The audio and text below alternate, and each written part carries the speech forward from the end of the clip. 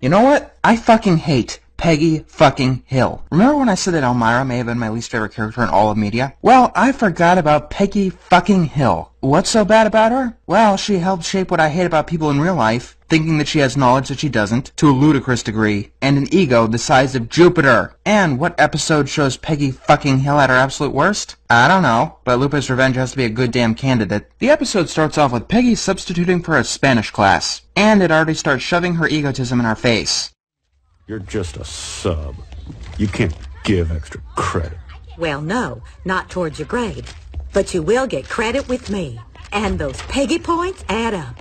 Whoopity fucking do. She's required to substitute the next day, but unfortunately that day the Spanish club has a field trip to Mexico, and somehow she convinces the director of the language department to let her go on that field trip. Oh, and there's a running gag where Peggy calls the actual teacher a drunk, and eventually convinces herself about it, because this episode is desperately trying to prove me wrong in the statement that I cannot possibly hate Peggy fucking Hill more than I already do. Later that night, the Hill family is having tacos. Hank tries to convince Peggy not to go down to Mexico because her Spanish needs work. No, that doesn't quite sum it up. The only way she could have possibly gotten her job is by sleeping with someone, blackmailing him, and threatening him at gunpoint, all at the same time. You'd learn better Spanish from Dora the Explorer than you'd learn from her. I get that that's the joke, but it's not even remotely funny, especially because this show depends on not bending the laws of probability. The next day, she hands Bobby a script that is once again there to bolster her own ego, and a Spanish-English dictionary falls out of Bobby's backpack. She takes offense to that, calls herself a Spanish-English dictionary, and throws the book in the trash.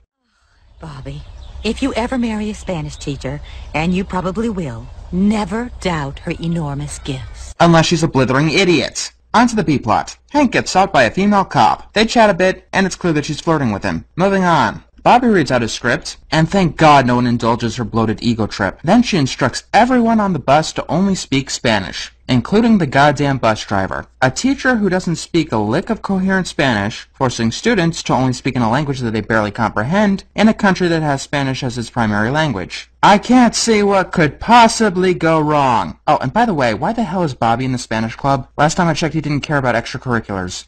Favor? I don't speak no languages. Then I will teach you. Why? Why do you want to teach the bus driver? Why? Back to the B-plot. Hank's friends tell him that the cop was flirting with him. Moving on. And because Peggy was reading the directions in Spanish, she gets them lost. She requested the bus stop, and then they let a guy on. Safety protocols? What's that? It's not like that guy could be a wanted fugitive. You know, a thief, a murderer, or God knows what else. Use that fucking P you call a brain. Perfecto. We are going to follow him and show the kids a day in the life of a real Mexicano, huh? You and Minty should have a stupid contest. Because, you know, I legitimately don't know who the hell would win. Actually, I think I do. Miss Sactra over there would at least know not to let a stranger on their goddamn vehicle. The guy doesn't turn out to be a murderer, he turns out to be a butcher. Of course, she thinks that he's going to a carnival. Yes, both of those words in Spanish start with a C. But how the fuck do you mix those two up? I guess that's nothing compared to the fact that she's actually convinced that the butcher shop is a carnival. What the hell kind of carnival is this? Well, it's a poor village.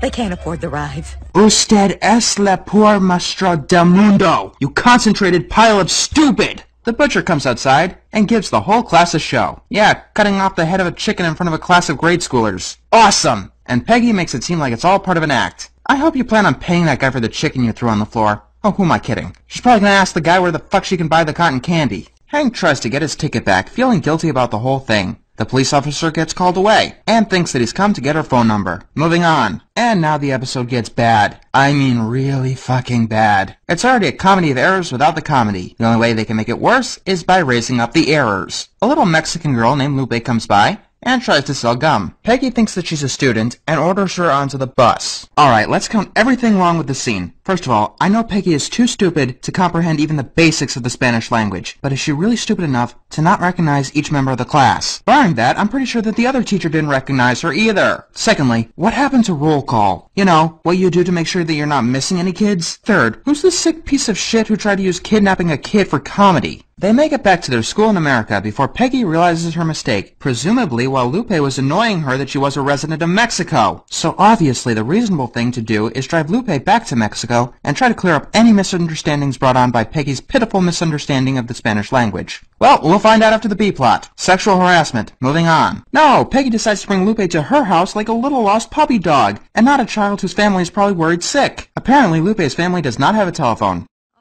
She refuses to call home because her family hates her. Why weren't you fired the second you started teaching? I was afraid of this. Now she wishes that I was her mother. Quiete el stupido elefante! Instead of trying to make accommodations for Lupe, Peggy pretty much locks her in the supply closet, while waiting until tomorrow to smuggle her back into Mexico. Here's a question. Why the fuck don't you do it right now? Isn't it already like nighttime? Or sunset? By the way, the cop is stalking Hank because it's funny that way. I mean, if it was the other way around, well, that would be something serious, but no, it's comedy here. Hank discovers Lupe in the closet, and Peggy confesses. You brought an extra kid back and didn't notice it? I am still debating whether or not that's possible. Oh, not because I don't think Peggy is stupid enough to do that, because I know that she is. We have things called Border Patrol. I highly doubt that an illegal alien can get over the border by riding in a school bus. I am taking her back first thing in the morning. And how are you going to smuggle her across the border past the border control? By the way, this episode came out in 2001. December of 2001. Peggy somehow gets Lupe across the border past border patrol and goes to the exact same poor village that they got lost to the previous day. Peggy tries to bask in the people's thanks. Do not worship me. Worship my actions. But they call her a kidnapper, because she is. It doesn't matter if she meant to or not, she still ended up kidnapping. I'll be sure to build a monument to your incredible stupidity and set it on fire. Luckily, Peggy gets arrested. I'm getting a commendation. Sure, why not? ¿Comprende español? Sí, señor.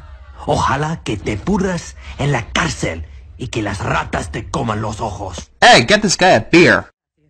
Un teléfono por la me esposo, por favor. Wait a fuck. She does know the Spanish word for telephone. Then how the fuck did she butcher the phrase earlier? Consistency, please! She calls up Hank and learns that she's being arrested. And it's about fucking time, too. Hank decides to go down to Mexico and passes by the cop. Sexual harassment. Moving on. What, am I supposed to feel sad for you because you didn't entertain your unwanted advances? So, Peggy is on trial, and by some spectacular miracle, she actually got a decent state-appointed lawyer in Mexico. He's going with the argument that Peggy accidentally transported the minor across borders. I'm pretty sure that that's still a crime. That has to be some kind of crime. Negligence, maybe. Or perhaps incomprehensible stupidity. Oh, and by the way, this is the part of the episode that really gets me. The lawyer wants to convince the judge of Peggy's poor Spanish. That is completely untrue. Oh, for the love of Torate un Pozo! If that goes down on the Mexican records, my teaching career is tostada. You are not qualified for the job to begin with. If you can't do the job to begin with, there's no way in hell that you should be allowed to work at that job unless you're applying for a goddamn government job. I am very fluent. Listen to me roll my R's. I rest my case. Great, you can sound like a fucking motorboat. What about it? Mr. Ortiz, I hate to disagree with you, but my wife speaks perfect Spanish. Stop entertaining your wife's delusions. Yes, I understand lying to make your partner feel better about themselves. Normally, that's the right thing to do, but only when the lie is harmless. This isn't the first time that Peggy has been in this issue, and it certainly wasn't the last. In an earlier episode, she delivered crack cocaine to a death row inmate because he simply said that she had inspired him as a teacher. He had never had her as a teacher before. If you don't tell someone that they fucked up, and kidnapping a child across international borders has to be the mother of all fuck-ups, then they are bound to fuck up the exact same way, time and time again. So Peggy gets called to the stand and says a little bit of her own version of Spanish.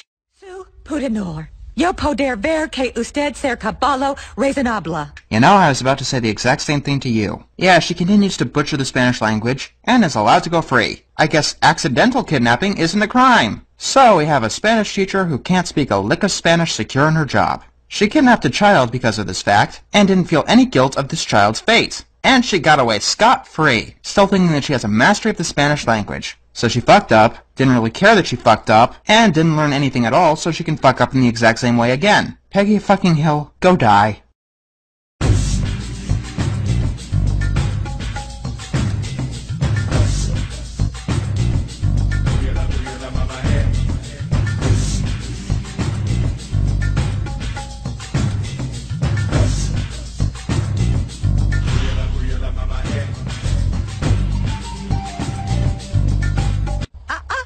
En español.